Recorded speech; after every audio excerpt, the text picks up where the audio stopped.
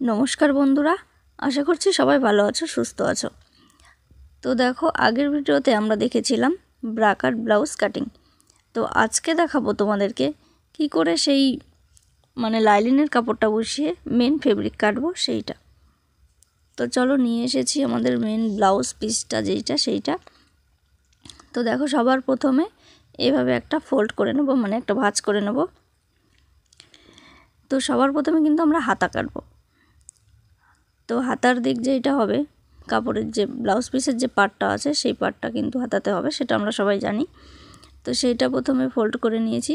তারপরে দেখো আর একটা ফোল্ড করব, ডবলভাবে ফোল্ড করে নেব।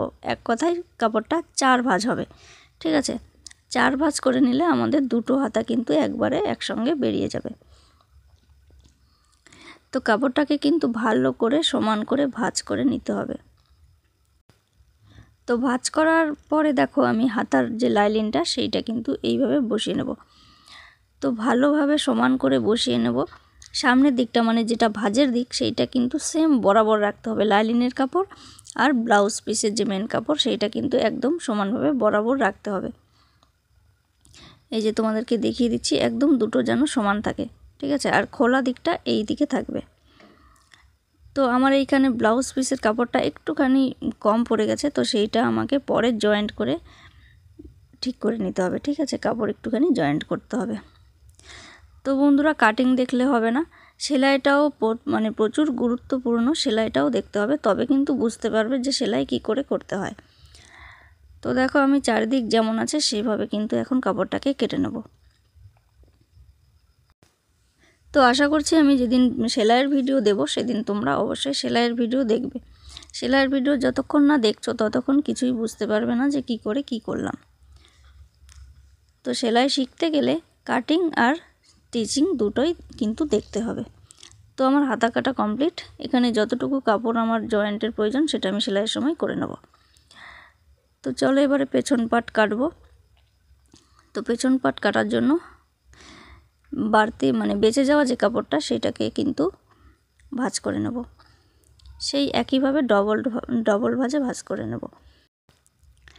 তো পেছন পাট কাটবো, তো তার জন্য দেখো পেছন পাটটাকে নিয়ে নিলাম।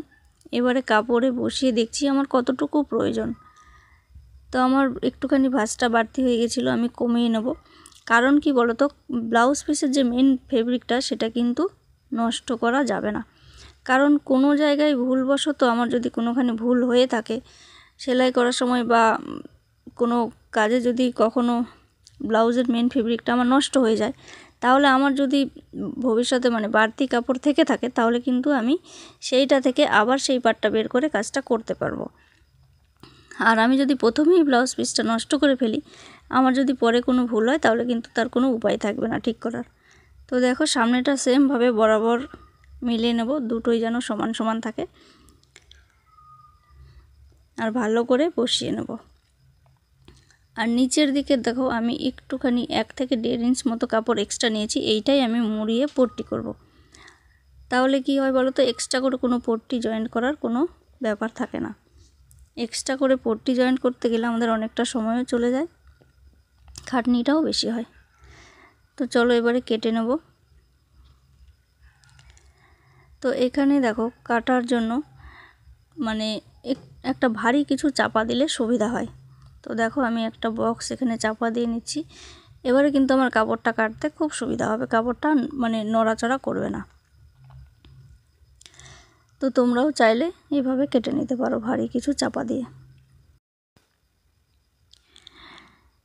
তো বসানোর পরে দেখো, যেমন আছে তেমনই কিন্তু সেমভাবে আমাদেরকে দাগের উপর কাটতে হবে। এবার এখানেও একটা বিষয় লক্ষ্য রাখতে হবে, দাগে হয়তো আমাদের কিছুটা ভুল হতেও পারে, একটু বাড়তি বা একটু কম হতেও পারে। কাটিংয়ের সময় মাথায় রেখে একদম ঠিকঠাকভাবে যদি তুমি কাটতে পারো তাহলে কিন্তু পারফেক্ট হবে। তো এখানে আমার মনে হচ্ছিল যে আমার পিঠের কাটাটা একটুখানি বেশি হয়ে গেছিলো, তো আমি একটুখানি কমিয়ে দিলাম, বাদবাকি সেম কেটে নিলাম। তো বন্ধুরা, আমি সামনের পার্টটাও তোমাদেরকে কাটিংটা দেখানোর চেষ্টা করেছিলাম, বাট কোনো কারণে সেটা ভিডিওতে আমার আসেনি, ভিডিও হয়নি। তো দেখো, আমি পার্টগুলোকে আবার জুড়িয়ে দিয়ে তোমাদেরকে বোঝানোর চেষ্টা করছি। প্রথমে গলাটা কেটেছি এইভাবে, তারপরে সামনেটা কেটে নিয়েছি, তারপরে এই সাইডটা কেটেছি নিচেরটা, তারপরে দেখো সবার প্রথমে যেটা কাটতে হয় ওই পার্টটা সবার প্রথমে কাটবে, তারপর সাইডটা কেটে নিলে, ঠিক আছে।